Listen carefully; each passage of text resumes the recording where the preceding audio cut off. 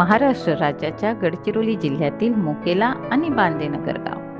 गोंड आदिवासी संस्कृतीने नटलेल्या या भागात आजही आपली बोलीभाषा हीच संवादाचे सर्वात प्रभावी माध्यम आहे. या गावात प्रामुख्याने गोंड आदिवासी समाज वास्तव्यास आहे. आपली संस्कृती आणि परंपरा जपणारा हा समाज आजही आपल्या मूळ बोलीभाषेशी घट्ट जोडलेला आहे. याच भाषेचा वापर करून आरोग्याचा संदेश घरघरात पोहोचवण्यासाठी एक विशेष पाऊल उचलण्यात आले आहे. कोसोडूम वेलफेअर प्रायव्हेट लिमिटेडच्या समन्वयातून गोंडवाना जांगोम ढेमसा रेला नृत्य दलाच्या कलाकार साधना मडावी आणि गोंडी भाषा समितीचे सदस्य प्रल्हाद सिडाम यांच्या मोलाच्या सहकार्याने एक विशेष उपक्रम राबवण्यात आला.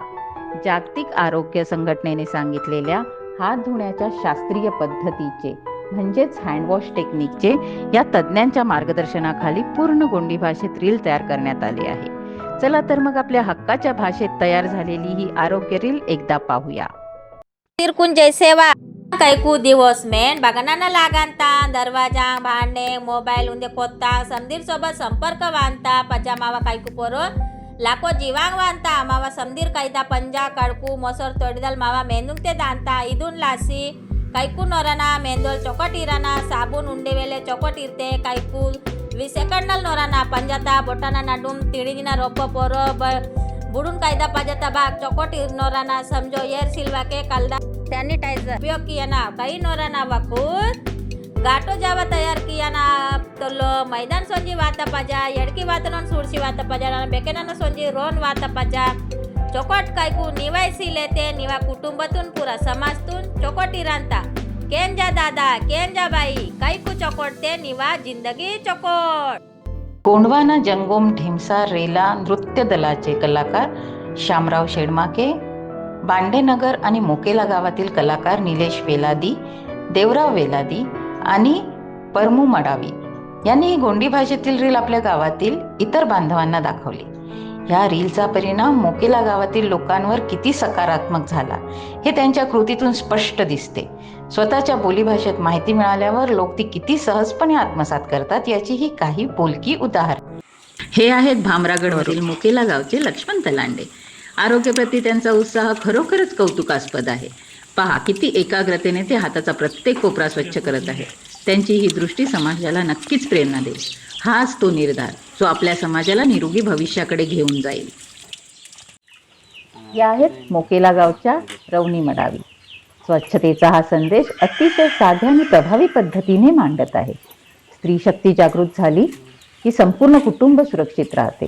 पहा किती शास्त्रशुद्ध पद्धतीने त्या हात स्वच्छ करत आहे. निरोगी समाजासाठी हे एक महत्त्वाचे पाऊल आहे.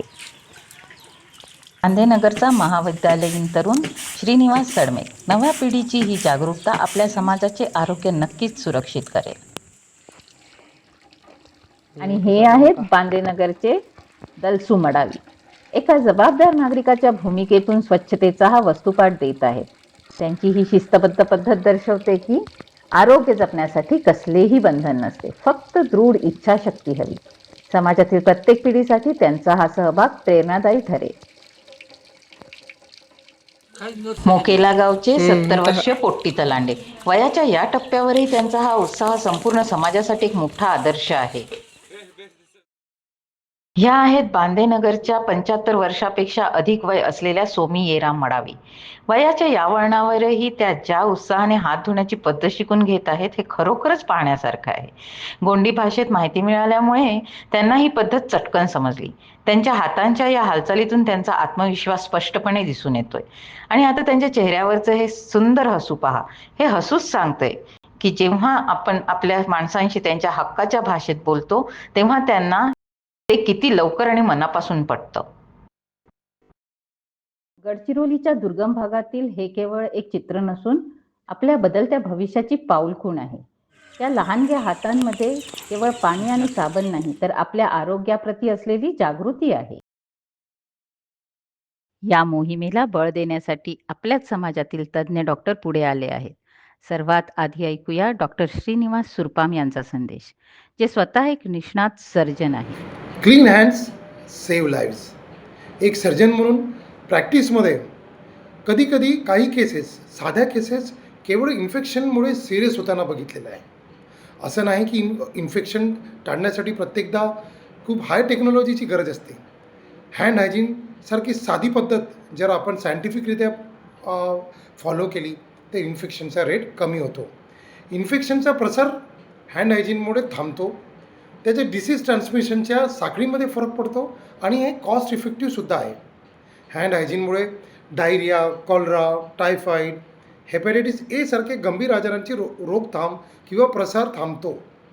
आता ह्या साध्या गोष्टी जेव्हा आम्ही गावापर्यंत पोचवल्या पौर्णिमा मडावी आणि प्रल्हाद श्रीरामांच्या माध्यमाने, तेही स्थानिक गोंडी भाषेमध्ये, तेव्हा गावकऱ्यांमध्ये प्रभावीपणे त्यांच्या आरोग्याची जनजागृती झाली आणि त्यांनी हँड हायजीनची प्रॅक्टिस सुरू केली व त्यांच्या आरोग्यामध्ये फरक पडला. प्रत्येक नागरिकांना स्वतःच्या बोलीभाषेमध्ये, गोंडी भाषेमध्ये किंवा अन्य बोलीभाषेमध्ये आरोग्याबद्दल माहिती होणे, त्याचा प्रसार होणे हा त्यांचा अधिकार आहे. मधुमेह तज्ज्ञ डॉक्टर प्रज्ञा मेश्राम सीडाम या देखील या उपक्रमात सहभागी झाल्या आहेत. मधुमेह असलेल्या रुग्णांसाठी स्वच्छता किती महत्त्वाची असते यावर त्यांनी प्रकाश टाकला आहे. मधुमेह तज्ज्ञ म्हणून मी सांगू इच्छिते की मधुमेहाच्या रुग्णांमध्ये जखमा किंवा संसर्ग देखील गंभीर रूप घेऊ शकतात. अशा वेळी हात स्वच्छ ठेवणे ही केवळ एक सवय नसून हे एक सुरक्षा कवच आहे.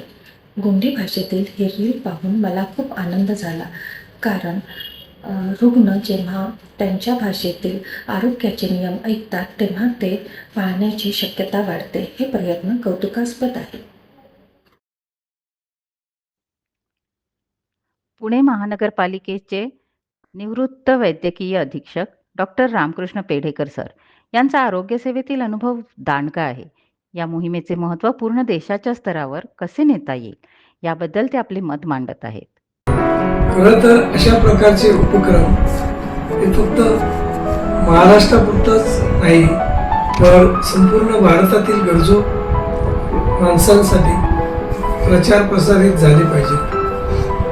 आजार कुठल्याही प्रकारचा असो, अगदी सिकल सेल ॲनिमिया असेल किंवा जुलाबोल्ट्यांची आजार असेल किंवा स्वाईन फ्लू किंवा साथीचे आजार असेल, हे आपण प्रिव्हेंट करण्यासाठी किंवा त्यांचा प्रादुर्भाव होऊ नये म्हणून समाजामध्ये त्यातल्या त्यात आदिवासी भागामध्ये आदिवासींच्या मातृभाषेत जर असे प्रचार प्रसार केले तर निश्चितच आजारांपासून आपला बचाव सहज होऊ शकतो.